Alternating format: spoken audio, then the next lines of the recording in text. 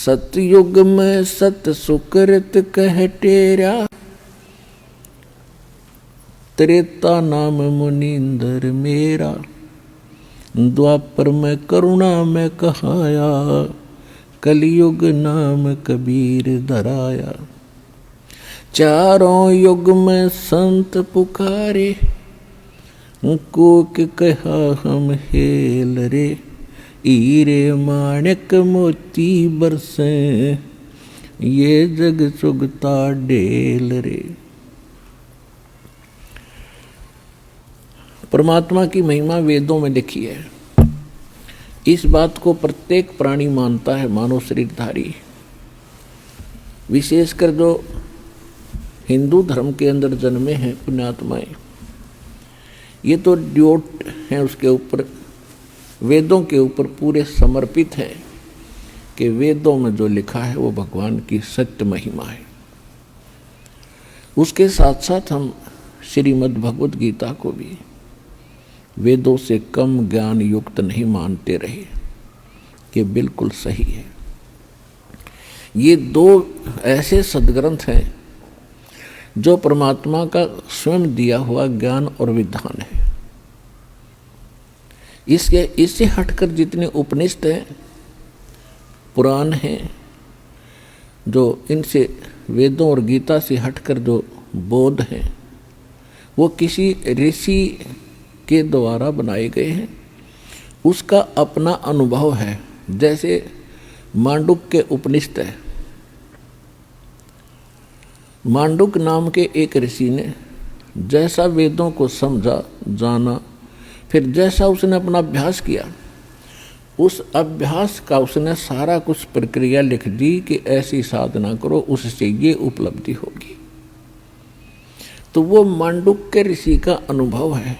यदि वो वेद ज्ञान से नहीं मिलता है तो वो व्यर्थ है।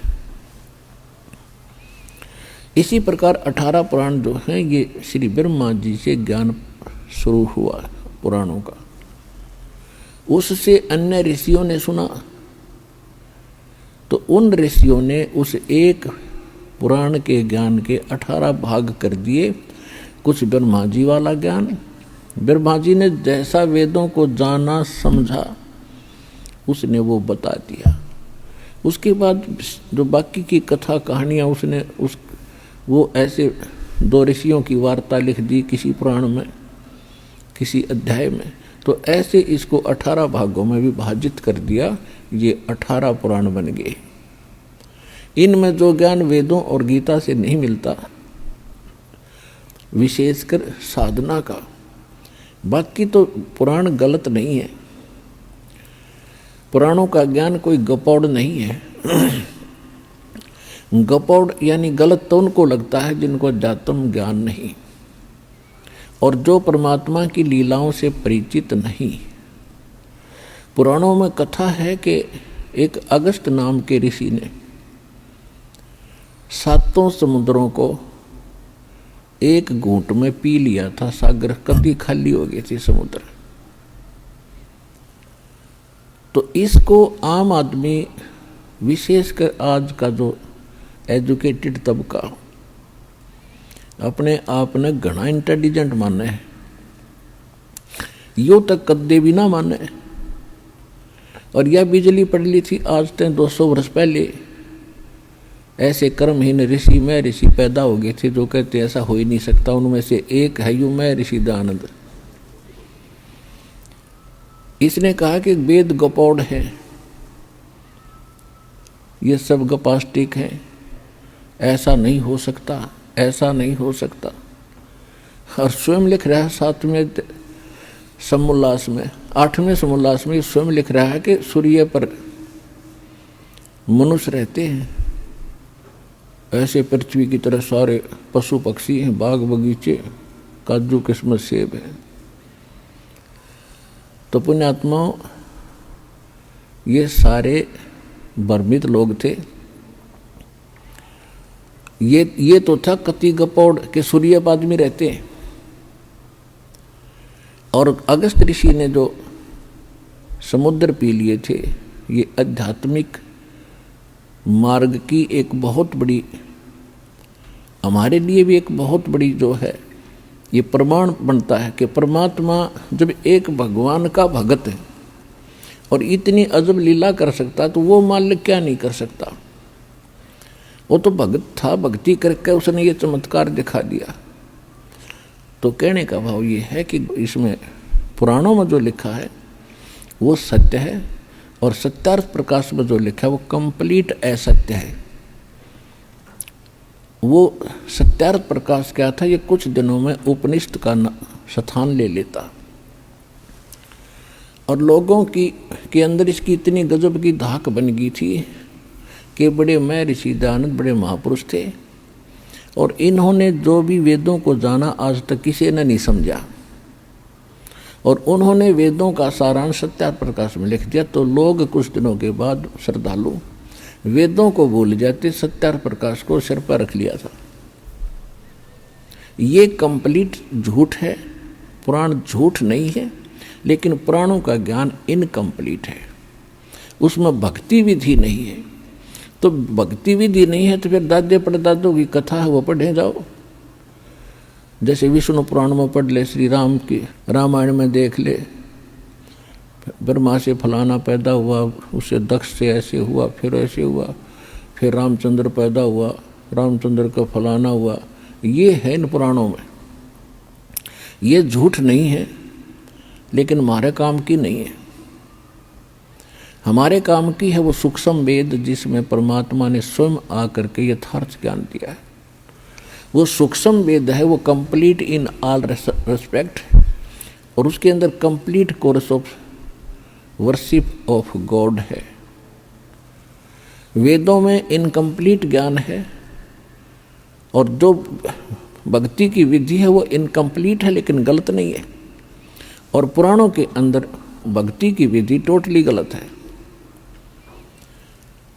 वैसे पुराण गलत नहीं, पुराणों की कथा गलत नहीं। यहाँ इस अध्यात्म ज्ञान का जो टोटा हो गया, घाटा हो गया, न्यूनता आई है। इसका कारण ये रहा है कि यहाँ दो पावर हैं, एक सरपुरुष, एक परम अक्षर पुरुष।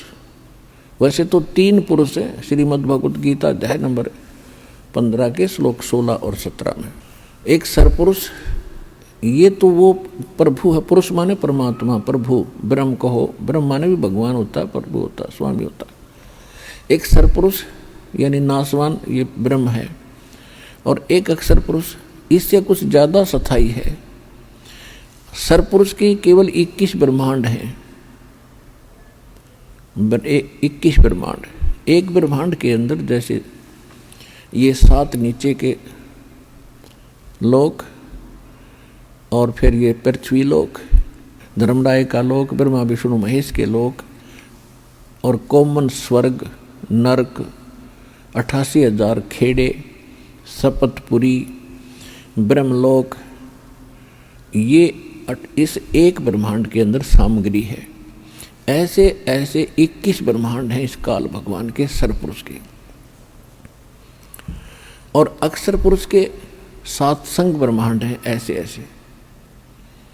और उस परम अक्षर ब्रह्म के असंख्य ब्रह्मांड और असंख्य, वो सब का मालिक है, सबके ऊपर वो वासुदेव है, वो सबका धारण पोषण करने वाला ओवरऑल कंट्रोलर है। वो परम अक्षर ब्रह्म है, परम अक्षर पुरुष है और उसका नाम कबीर देव है। असंख्य ब्रह्मांड का मालिक है तो वो परम अक्षर पुरुष है। यहाँ पर 2 पावर काम करती हैं क्योंकि हम इस सरपुरुष के लोक में फंसे पड़े हैं। ये कैद है एक काल कसाई की और ये हमें ऐसे रोक रहा है जैसे कसाई बकरे पालता है। जिस दिन आपको यह बात समझ में आ जाएगी जो दास बार बार कह रहा है, ये मेरी कथा नहीं है, ये रामपाल की मेड, रामपाल मेड नहीं है, ये गॉड गिवन परमात्मा कबीर गिवन ज्ञान है। ये किसी डूम भाट का गीत नहीं है, ये 100 की 100 सत्य है। लेकिन आपके या कद सत्य समझ में आवेगी उसके बाद आप भक्ति पर दृढ़ होगे। अब आप इस दास के नाद पुत्र पुत्री हो नाद माने वचन के। आप इस दास के जो अनुयायी होगे, वचन के बेटा और बेटी होगे। और कोई तो आज ही जन्म ले रहा है, यानी आज जिसने मंत्र लिया है, और किसी ने कल लिया, किसी ने परसों लिया, किसी ने महीने पहले, किसी ने 1 वर्ष पहले, और किसी ने 2 वर्ष पहले, किसी ने 10 वर्ष पहले। तो जिस दिन आपने दीक्षा ली उस दिन आपका मनुष्य जन्म माना जाता है। उससे पहले शरीर मनुष्य का जरूर था, लेकिन कर्म मनुष्य के नहीं थे। तो जैसे जिस दिन आपका जन्म हुआ उस दिन से आपकी आयु गिनी जाती है इस अध्यात्म मार्ग में। तो आप कोई 2 वर्ष का है, कोई 6 महीने का बालक है। तो छोटे बच्चे जो होते हैं उनकी बुद्धि इतना काम नहीं करती। अब जैसे पिताजी बैठा है और छोटा बालक बेटा या बेटी आकर एक पेन उठाकर कहती है, या बच्चा कहता है कि पिताजी ये क्या है? पिताजी कहता पेन है। क्या है? पेन है। पेन है। वो कहता पेन है। पेन है। तो पिताजी पेन कह रहा है, वो कह रहा है, उसको रख कर और खेल लग जाता है। अब उसका कारण ये है कि वो बच्चा ये भी नहीं मान रहा पिताजी जो कह रहा है वो गलत है, लेकिन उसकी बुद्धि इसको कैच करने जोगी हुई नहीं है कि यो पेन क्या न कह रहा है। और जब वो बच्चा बड़ा हो जाता है तो पिताजी कहता बेटा या बेटी वो पेन ला, उठा के भाग जाता है, उठा के लाता है। तो अभी आपकी नहीं मिटी है कुछ एक की। जब मिट जाएगी ना, जब एक एक शब्द आपके हृदय में बैठेगा इस दास का, क्योंकि आप मेरे बच्चे होगे, आप ये तो मान नहीं सकते कि गुरुजी गलत कह रहे होंगे, लेकिन आपकी बुद्धि ना कैच कर रही तो धीरे धीरे इस ज्ञान से आपकी बुद्धि इतनी ओपन हो जाएगी कि आप फिर संकेत समझा करोगे। तो उसी के लिए सत्संग किए जाते हैं, ये ज्ञान सुनाए जाते हैं, ये कथा सुनाई जाती है। तो यहाँ हम काल के लोक में फंस गए हैं। इसको 1 लाख मानव शरीरधारी प्राणियों का नियत आहार करना होता है, इसका श्राप लग रहा है यहाँ के भगवान को, काल को। और ये गीता अध्याय नंबर 7 के श्लोक 24 और 25 में कहता है कि मैं अपनी योग माया से छुपा रहता हूँ। मेरा ये अटल सिद्धांत है, मैंने प्रतिज्ञा कर रखी है, मैं किसी के समक्ष नहीं आता। और ये मूर्ख लोग मुझे कृष्ण मान रहे होंगे, व्यक्ति रूप में आया हुआ मान रहे हैं, मैं कृष्ण नहीं हूँ। कृष्ण के अंदर बोला और कृष्ण तो बाहर खड़ा। वो नो कहा मैं तो ऐसे ही, मेरे कर्म अलौकिक हैं। तो ये गुप्त रहता है। गुप्त क्यों रहता भाई पिता बच्चों से? उसमें कोई दोष है, इसमें दोष है 1 लाख मानव शरीरधारी प्राणियों के खाने का। और जब ब्रह्मा विष्णु महेश को ये पता लग जाए कि वो कसाई है, बाप हो चाहे कोई भी हो, और ऐसे खाता है, एक भी ना करे इस काम ने, रात भी बैठ जा समाधि ला के, इनको भी मिसगाइड रखता है, इनको भनक भी नहीं पड़न देता कि ये हो क्या रहा है। ये तो समर्थ आए परमात्मा, इसकी पोल खोली, सतगुरु आए दया करी, ऐसे दीन दयाले, बंदी छोड़ बरतास कहा, जठर अग्नि प्रतिपाल। और खुद भगवान कहते हैं सतयुग में सत सुकृत कह टेरा, त्रेता नाम मुनिंदर मेरा, द्वापर में करुणा में कहाया, कलयुग नाम कबीर धराया। चारों युग में मेरे संत पुकारे, कोक कहा हम हेल रे, हीरे माणिक मोती बरसे, ये जग चुगता डेल रे। हमरा ज्ञान किने ना सुनिया, पर भी लेन जात है दुनिया। और फिर वो परमात्मा इस यथार्थ ज्ञान को देने के लिए। हाँ, ये दो यहाँ पर पावर हैं, दो भगवान, दो प्रभु हमारे इस अध्यात्म मार्ग में दो मुख्य रूप में पात्र हैं। ये सरपुरुष का तो रोल है खलनायक का, इस काल का, ब्रह्मा विष्णु महेश के पिता का। इसका तो काम है खलनायक का। इसने तो सारे उल्टे काम हमसे कराने हैं और अपने काबू में रखना है। हम शराब पीते हैं, बीड़ी पीते हैं, मांस खाते हैं, भुक्की खाते हैं, वो कब बना लिया या तोब कैसे सेट करके। ये कोई भी काम मनुष्य जीवन का नहीं है, मनुष्य का ये कर्म नहीं है।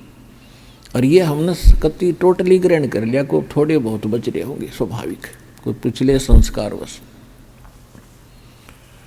उसके बाद ये क्या करवाता है, आत्मा तो भगवान बिना रह नहीं सकती, क्योंकि ये वो सुख छोड़ कर आ रही है।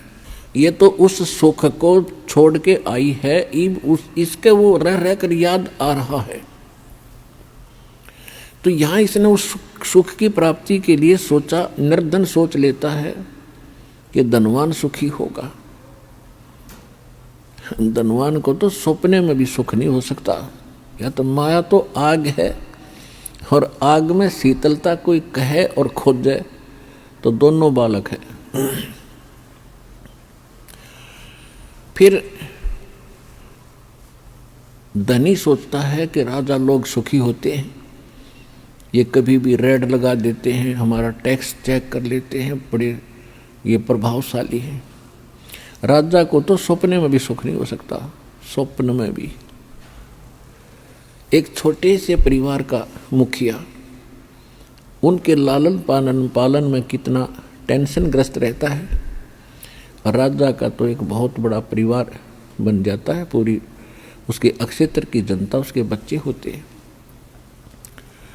उनकी प्रत्येक वस्तु का उसको की चिंता बनी रहती है। कोई फ्लड आ गया या भूकंप आ जाता है, सूखा पड़ जाता है, हाहाकार मच जाती है, तो राजा को चिंता बन जाती है कि कहीं ऐसा ना हो, उपद्रव हो जा। तो उसकी 100 व्यवस्थाएं करता है, दिन रात नींद नहीं आती है।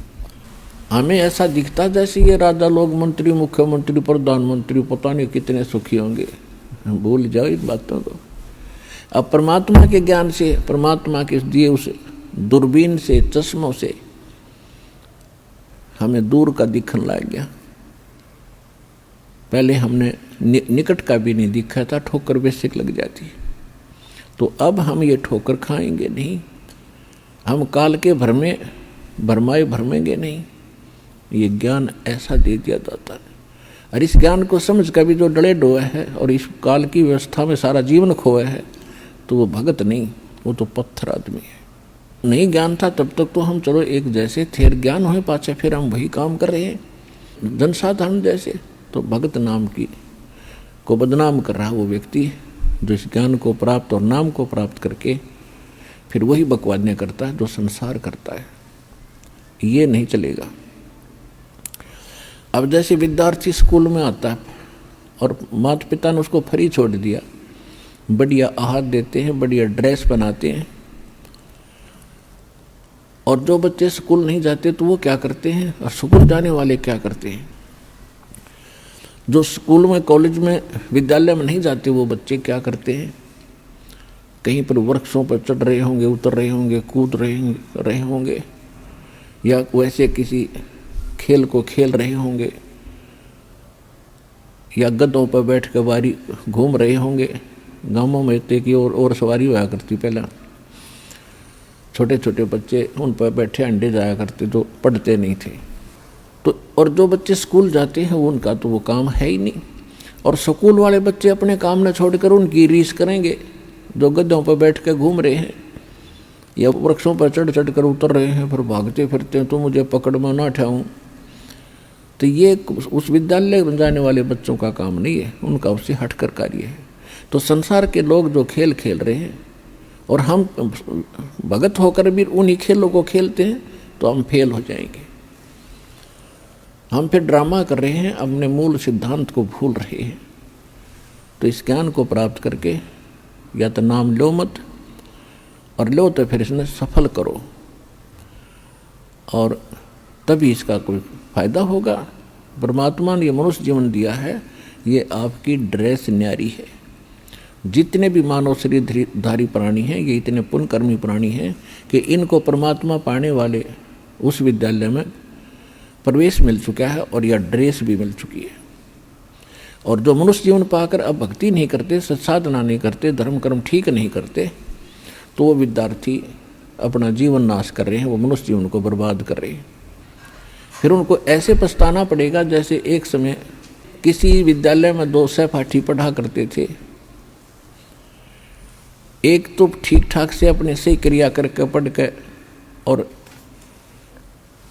इस B&R के अंदर बिल्डिंग एंड रोड्स डिपार्टमेंट में एक्शन लग गया, और दूसरा उसका साथी जो गधों पर घूमया करता था विद्यालय में प्रवेश पाकर भी, वो मजदूरी कर रहा था उसी रोड के ऊपर जिस पर उसका साथी इंस्पेक्शन करने आया था।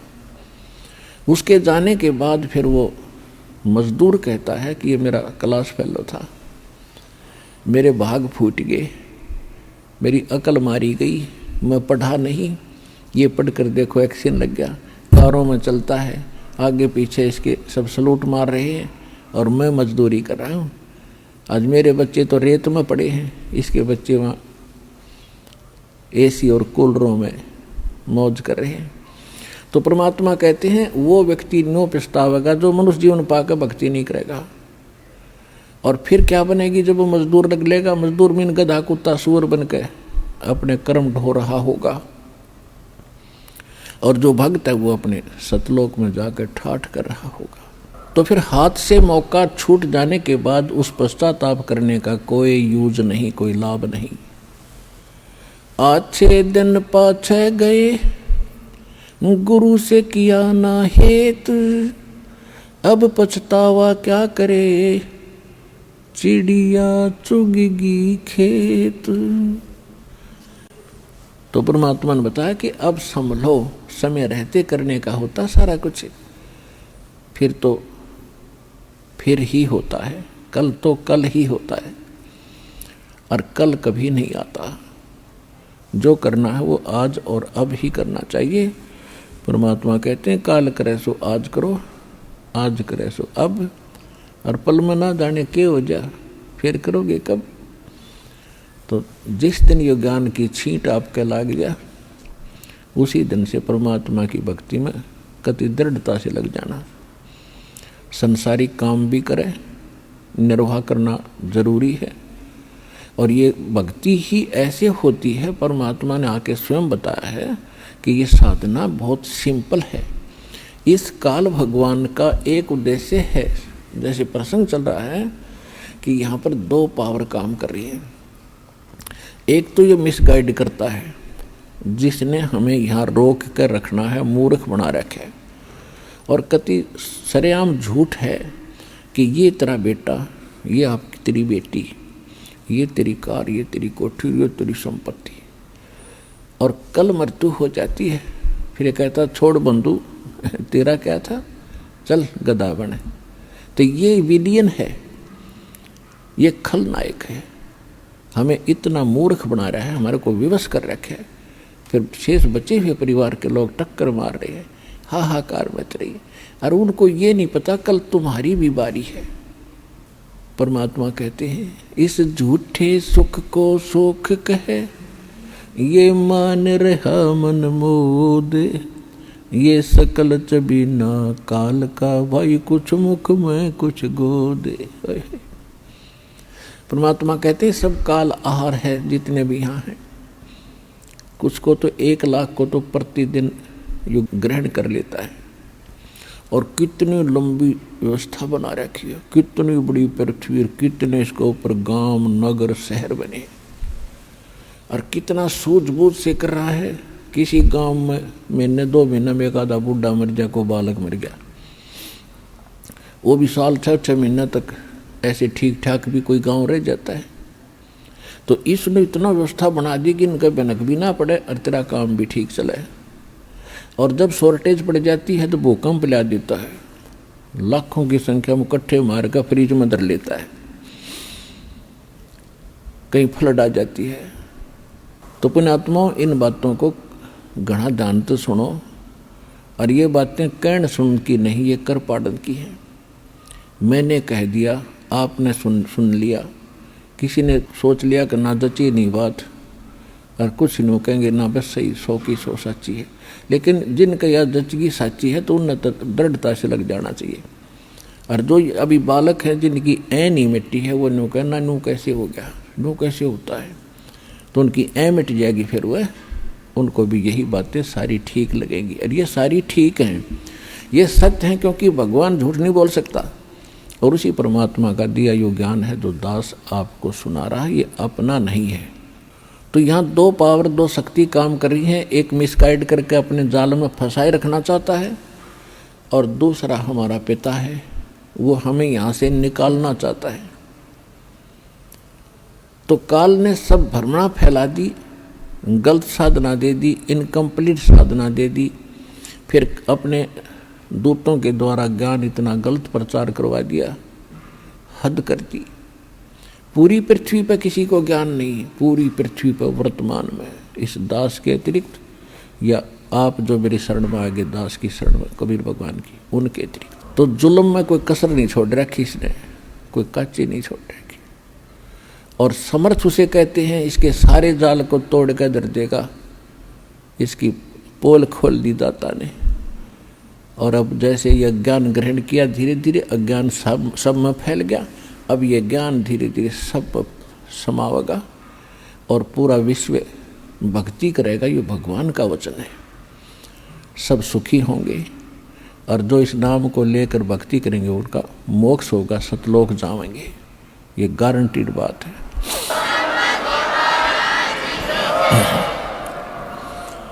और सतलोक में हम तभी जाएंगे जब हम यहाँ की व्यवस्था से कति परिचित हो जाएंगे,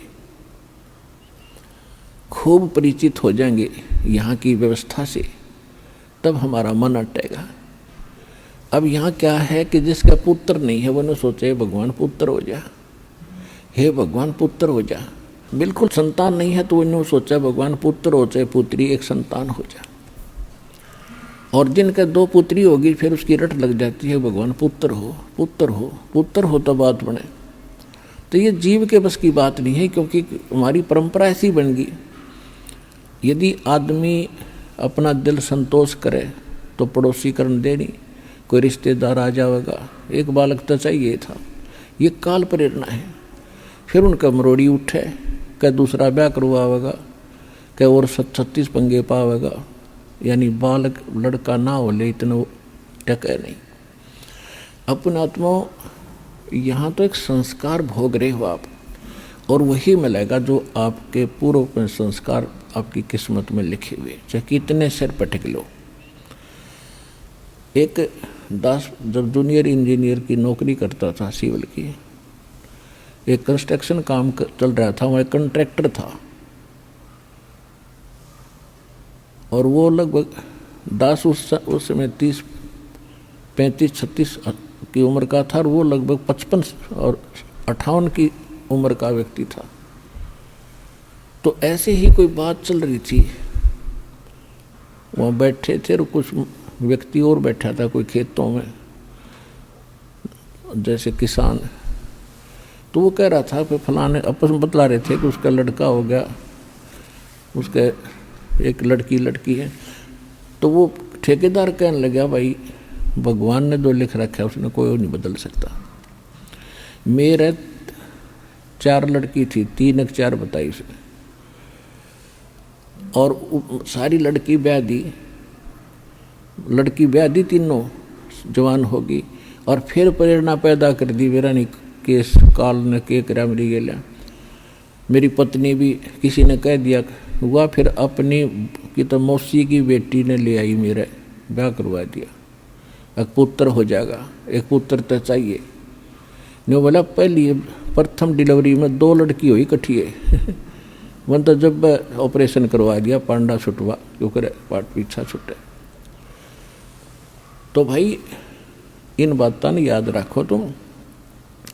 फिर हम उस समर्थ की शरण में आगे, यदि आपको आवश्यक होगा तो ये सब कुछ देगा।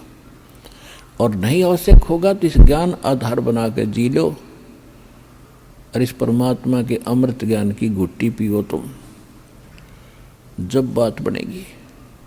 तो कहने का भाव ये है कि एक व्यक्ति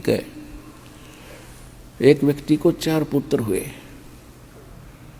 और पहले किसान था वो, पहले उसके 4-5 एकड़ जमीन थी, उसने सारी उम्र मेहनत कर करके अपना खर्चा कम करके यानी 15-16 एकड़ जमीन बना दी।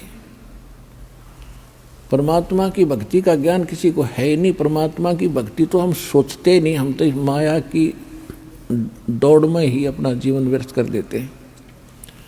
बच्चों का विवाह कर दिया, पोता पोती होगी और खुद को पैरालिसिस हो गया, अधरंग मार गया। अब उसके साथ के बनी, अब कुछ दिन तो बच्चे अलग अलग हो गए। अब कुछ दिन तो बड़े पुत्र ने रखा, 2 महीने में पुत्र और उसकी पुत्र वधू वो कति थक गई, तुम रखो, दूसरों से बोले कि तुम भी तो जमीन बराबर की ले रहे हो। फिर दूसरे को बेच दिया, 2 महीने में दूसरा छक लिया, कभी टूक मिले नहीं, कभी नुहावे नहीं, कभी टट्टी माएँ पड़ी है उसकी, खेतों में चले जा, शाम ने संभाले। फिर तीसरे का नंबर आ गया, फिर चौथे का। उनकी यह दशा देखकर रिश्तेदार इकट्ठे हुए, उन्होंने कहा भाई तुम इसकी संभाल क्यों नहीं करते, या फिर इसके हिस्से की ज़मीन दे दो, हम कोई नौकर छोड़ दें। लास्ट में छोटे वाले लड़के ने कहा कि भाई मैं संभालूंगा पिताजी को और इसके हिस्से की ज़मीन मुझे दे दो। अब ठीक है। अब 6 महीने तो उसने संभाला, फिर वह दशा होगी। फिर रिश्तेदार इकट्ठे हुए, कहने लगे भाई तूने या तो गलती कर दी या तेरे संभाल। ने बोला ये बाबू भी ले लो, पिताजी भी ले लो और या ज़मीन भी ले लो। अब पंचायत हो रही, गांव के लोग इकट्ठे हो गए और छोटा लड़का और वो सब लड़के कह रहे इसने भी ले लो। और वो बूढ़ा कैसा पड़ा नुपंगा मुँह रहा और पोता है गया उसके पास, उस छोटे वाले का। उन्हें नौका आ गया, ये पुत्रा न तक कर काट दी टाटी, पोता करेगा तेरे गहरे, ये पोता करेगा तेरी चोटी में मालिश। तो जो काम करने का था वो तो ना करे, चल ठीक है संपत्ति भी बना ली, पर इसके साथ साथ एक जरूरी काम था वो ना करने से अब कितना दुख हो गया। फिर बात रही दूसरी, मान लीजिए कोई संस्कारवश अच्छी पुण्यात्मा भी पुत्र पुत्री होते हैं, सभी ऐसे नहीं होते, लेकिन ये एक मोटा उदाहरण है और 90% ये फैक्ट है, ये समझ लेना, 90%। बाकी रही 10% अच्छे बच्चे भी हो सकते हैं, लड़के भी, बेटा बेटियां भी, पुत्र वधू भी अच्छी आ सकती है, ऐसी कोई बात नहीं। लेकिन जो भक्ति ना करने से उसके जो कर्म बिगड़ गए और प्रारब्ध यानी किस्मत के अंदर कोई मान ले ऐसा दोष, कैंसर बन गया उसका रोग। अब वो बच्चे अच्छे भी हैं, पुत्र वधू भी खूब सेवा कर रही है उस व्यक्ति की, लेकिन जो उस कैंसर का जो दर्द है, पीड़ा है, जो चीज़ है, वो तो पिताजी ने भोगनी पड़ेगी, वो बेटा बेटी नहीं बता सकते, वो तो रो सकते हैं बैठ के। तो उनसे बचने के लिए परमात्मा की भक्ति जरूरी है। दुख में सुमरण सब करे, सुख में करे ना कोई, जय सुख में सुमरण करे, दुख कहे को होए। अपने आत्मा आप यहाँ खैर बहुत मिलते हैं, भगत आते हैं, यहाँ इसलिए बुलाया जाता है आपको। देखो आपको यहाँ बुलाकर हमारा उद्देश्य क्या आपको बुलाने का, कि बच्चा जैसे विद्यालय में जाता है तो बच्चा उन बच्चों से ही आधे से ज़्यादा शिक्षा ग्रहण करता है, बैठन की, उठन की, बोलन की और पढ़न की, लिखन की। अब जैसे पहली बार बच्चा जाता है स्कूल में तो कई बार हम देखा करते थे छोटे बच्चे अध्यापक की कुर्सी पर बैठ जाते चढ़ के नु, फिर दूसरे बच्चे कहा करते हो इस पर मत बैठे, नीचे बैठ जा, गुरुजी की कुर्सी है या मास्टर जी की कोच से यहाँ नहीं बैठा करते। तो फिर वो बच्चे अचकन लग गए, तो वो बैठने का मैनर भी उन्होंने वहाँ जाके सीखा। इसी प्रकार आपको यहाँ बुलाया जाता है तो आपको बैठने का, जैसे आपको कोई नए बच्चे आते हैं, आजकल एजुकेशन घनी होगी, उन्हें बैठने का तरीका है भूल गए वह, तो यहाँ दूसरी बहन बेटी भाई बताओगे ना, भाई बहन ऐसे नहीं बैठते, ऐसे बैठो, तो फिर वह सीखेगी। तो फिर यहाँ भी आप एक दूसरे से सुनते हो, कोई किसी का दुख दूर हो रहा है, किसी को कुछ पीड़ा थी, किसी को कुछ थी, तो आपको दृढ़ता आती है, हाँ बात बनेगी यहाँ पर। तो इसी प्रकार यहाँ आपको बहुत से बुजुर्ग भी मिलेंगे जो 5-4 वर्ष से लगे हुए हैं, और वो पहले क्या स्थिति थी, आज वह कैसा ठीक जीवन जी रहे हैं। नहीं तो बुढ़ापा कैर है इस जीव के लिए, मृत्यु से भी बुरा है ये वृद्धावस्था। वृद्धावस्था के अंदर जो कर्महीन प्राणी, जिनके ना तो पूर्व के संस्कार ना इस जन्म में कुछ शुभ किए, तो इतना दुखी हो जाता है, रोया कर बैठ के भगवान ठाले मने, हे परमात्मा कद उठावेगा। तो इन दुखों से बचने के लिए भी भगवान की भक्ति की आवश्यकता है, इसलिए ये पाठ पढ़ाया जाता है। मानुष जन्म पाए कर जो नहीं रटे हरि नामे, जैसे कुआ जल बिना भाई बनवाया क्या काम। अब कौन से राम की भक्ति करें? एक तो ये राम है ज्योति निरंजन ब्रह्म सरपुरुष, एक रामचंद्र राजा का पुत्र, उसको भी राम कहा करते हम, राजा दशरथ के पुत्र को। श्री कृष्ण वासुदेव के पुत्र को भी हम राम कहा करते, विष्णु जी को भी राम कहते थे, शंकर जी को भी राम कहते थे। सभी देवताओं को शक्ति युक्त मानकर हम इनको आदर और पूज्य मानते थे। अब परमात्मा के ज्ञान से पता चला कि एक ही परमात्मा है जो पूज्य है, जो दुख नाशक है, जो पाप नाशक है, जो मोक्षदायक है, सबका पालन करने वाला है, और उसको छोड़कर अन्य की जो पूजा करते हैं वो पूजा ठीक नहीं है। वो शास्त्र विधि को त्याग कर मनमाना आचरण है, जिससे ना कोई सुख होना है, ना कोई सिद्धि प्राप्त होनी है, ना गति होनी है। तो उस ज्ञान को परमात्मा स्वयं ही आकर बताते हैं। वेद प्रमाण देते हैं कि चारों वेद प्रमाणित करते हैं कि परमात्मा ऊपर रहता है सतलोक में, और वहाँ उसके सिर पर मुकुट है, ऊपर बहुत बड़ा छत्र सफ़ेद है, सफ़ेद सिंहासन है, परमात्मा उसके ऊपर राजा के समान विराजमान है। और वहाँ से परमात्मा स्वयं गति करके अपने उस परमात्मा के वहाँ जो शरीर है उसके एक रोमकूप में करोड़ सूर्य मिला दे, करोड़ चंद्रमा, इतनी रोशनी एक रोमकूप की, और 3.5 करोड़ रोमकूप है अपनी बॉडी पे। तो उसका कितना प्रकाश है। यदि वो परमात्मा एज इट इज आ जाए तो हमारी चरम दृष्टि उसने देख नहीं सकती, जैसे उल्लू सूर्य को नहीं देख सकता। तो फिर वो हमने क्यों कर समझावे, कैसे बतावे। तो वो परमात्मा अपने शरीर को हल्का तेज पुंज का करके, जैसे आपने अभी प्रतिदिन ब्रह्म वेदी में पढ़ते हो सुबह के नित्य में कि तेज पुंज तन दे धरकर, हल्का तेज अन्य तेज दे धरकर इस विध हमको भेंट ही। यहाँ आकर हमें इस प्रकार मिलता है। यही वेद बताते हैं। ऋग्वेद मंडल नंबर 9 और सूक्त नंबर 1 मंत्र 9 में, 8 और 9 में। ऋग्वेद मंडल नंबर 9 सूक्त 86 के मंत्र 26 और 27 में। ऋग्वेद मंडल नंबर 9 सूक्त 82 के 1, 2, 3 मंत्र में। ऋग्वेद मंडल नंबर 9 सूक्त 96 के 96 के 18 से लेकर 20 में। ऋग्वेद मंडल नंबर 9 सूक्त 54 के 54 के मंत्र नंबर 3 में। ऋग्वेद मंडल नंबर 9 सूक्त 20 मंत्र 1 में। ऋग्वेद मंडल नंबर 9 सूक्त 94 मंत्र 1 में। ऋग्वेद मंडल नंबर 9 सूक्त 95 मंत्र 2 में। और भी अनेकों स्थानों पर वेद प्रमाणित करते हैं कि वो परमात्मा सतलोक में रहता है, नर आकार है, मनुष्य दृश्य है, और वहाँ से गति करके चल के आता है। यहाँ अच्छी आत्माओं को मिलता है, उनको अपना ज्ञान बताता है, और वो एक कवि की तरह आचरण करता हुआ अपने मुख कमल से वाणी बोलता है, लोकोक्तियों के माध्यम से, दोहों के माध्यम से पद्य भाग में वो ज्ञान सुनाता है जिस कारण से वो प्रसिद्ध कवि की भी उपाधि प्राप्त करता है। वो पूर्ण परमात्मा होता है। तो वो परमात्मा कौन है जिसका वेद प्रमाण कर रहे हैं, और वेदों में जो लिखा वो सत्य है। तो ये तो वेद बता रहे हैं, ये तो हमारी थ्योरी बता रही है, और जिन महापुरुषों को उसका प्रैक्टिकल हुआ है, साक्षात्कार हुआ है, उनमें से कौन कौन है? आदरणीय धर्मदास साहिब जी, जिनको परमात्मा कलयुग में आकर मिले और जो दास के नॉलेज में है।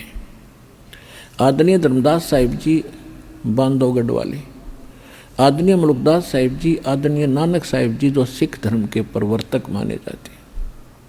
इनको भी परमात्मा स्वयं सतलोक से आकर मिले थे और इनको सतलोक लेकर गए थे, फिर वापस छोड़ा था तीसरे दिन। आदरणीय दादू साहिब जी, इनको भी ऐसे लेकर गए थे, धर्मदास जी को भी ऐसे लेकर गए थे, फिर वापस छोड़ा था 3 दिन में। ऐसे मुलुकदास जी को, ऐसे दादू साहिब जी को 3 दिन तक अचेत रहे थे, 3 दिन में ऊपर घुमाकर वापस छोड़ा था। उनके बाद उन्होंने वही गुणगान किया।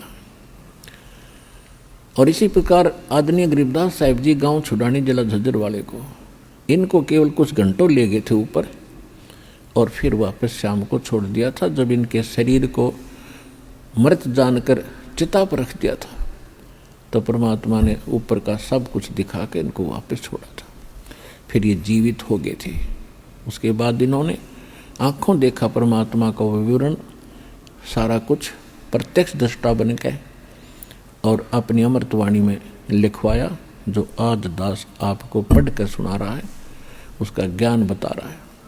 आदरणीय घीसा दास साहिब जी को गांव खेखड़ा, बागपत और उत्तर प्रदेश वाले को, इन और आदरणीय स्वामी रामानंद जी काशी वाले को, इनको परमात्मा मिले और 1997 में फाल्गुन उत्तरते की एकम को इस दास को मिले कुछ समय के लिए।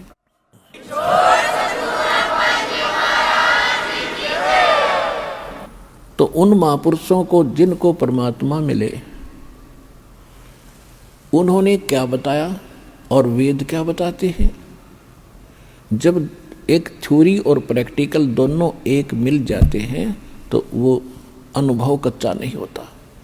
वो ज्ञान, वेदों को तो हम सत्य मानते ही मानते हैं, और जैसे और तो चलो हम संतों से इतने परिचित नहीं थे। आदरणीय नानक साहिब जी को तो कोई विश्व का आदमी नहीं नो कह दे कि न भगवान ना मिले हों, क्योंकि इतने इनका बोलबाला है। तो ऐसे महापुरुषों को परमात्मा आकर मिलता ही मिलता है, और इसलिए मिलना जरूरी होता है कि काल भगवान ने इतना अज्ञान भर दिया होता है ठोक ठोक के प्रत्येक मनुष्य मानव शरीरधारी प्राणियों के अंतःकरण में, कि उनको ये विश्वास ही नहीं होता कोई यूं क्या परमात्मा साकार हर कहीं रहता है और कौन है। तो उस सब अज्ञान को हटाने के लिए परमात्मा ने ये लीला करनी ही पड़ती है प्रत्येक युग में, ताकि समय आने पर ये बच्चे मुझे पहचान सके। आदरणीय नानक साहिब जी पहले ये हिंदू धर्म में जन्मे थे। एक कालूराम मेहता खत्री अरोड़ा के घर पे इनका जन्म था, और बचपन से ही ये, क्योंकि धार्मिक जितने भी व्यक्ति होते हैं, बच्चे होते हैं, भगवान बिना नहीं रह सकते, तो हिंदू धर्म के ब्राह्मण गुरु थे। एक ब्रजलाल पांडे से ये पढ़ा करते थे गीता, और कुछ फारसी अन्य किसी मौलवी से पढ़ते थे, काजी से। फिर बड़े होकर के इनका विवाह हो गया। विवाह के बाद ये नौकरी लग गए सुल्तानपुर शहर में एक नवाब के मोदी खाने में। प्रतिदिन स्नान करने के लिए एक नदी बहती थी सुल्तानपुर के साथ से, जिसका नाम बेई नदी था।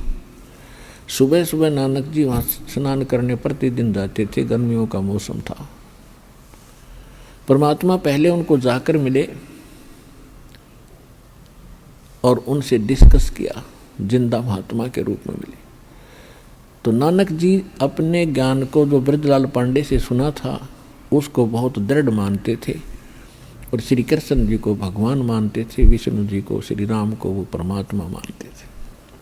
तो परमात्मा ने फिर सारा ज्ञान उनको समझाया। तो उस समय काफी भगत इकट्ठे हो गए उस नदी पर जो स्नान करने गए हुए थे। छुट्टी का दिन था, सुबह सुबह की बात थी। 1-2 घंटा उनकी चर्चा हुई। परमात्मा ने नानक देव जी से पूछा, क्या ये विष्णु जी पूर्ण परमात्मा है? नानक जी ने कहा कि हाँ, ये संपूर्ण परमात्मा है, इनसे बड़ा कोई रब नहीं, कोई राम नहीं, और ये अविनाशी हैं, इनकी कोई जन्म मृत्यु नहीं होती। और गीता जी के कई श्लोक नानक जी ने बोल के सुना दिए। परमात्मा ने कहा कि आप दूसरे अध्याय का 12वां श्लोक और चौथे अध्याय का 5वां श्लोक और 10वें अध्याय का दूसरा श्लोक पढ़ कर सुनाओ। याद है? नानक जी को याद तकरीबन हो रहे थे। उनमें क्या लिखा है कि आप मानते हो श्री कृष्ण ने गीता बोला। श्री कृष्ण जी तो कहते हैं मेरा जन्म मृत्यु होता है, आपका भी होता है। 18वें अध्याय के 62वें श्लोक में लिखा है कि तू अर्जुन, तू सर्वभाव से उस परमेश्वर की शरण में जा, उसकी कृपा से तू परम शांति को और सनातन परम धाम को प्राप्त होगा। तो वो परमात्मा तो इस गीता ज्ञान से अन्य है। वो कौन है? सबसे पहले परमात्मा ने जाकर कहा था कि मैं कुछ ज्ञान सुनना चाहता हूं, आप बड़े अच्छे भक्त बताए। तो नानक साहब ने कहा कि ज्ञान सुनना है तो मेरा शिष्य बन। परमात्मा बोले ठीक है जी, ज्ञान सुनाओ, मैं आपका शिष्य हो जाऊंगा, मुझे ज्ञान दो।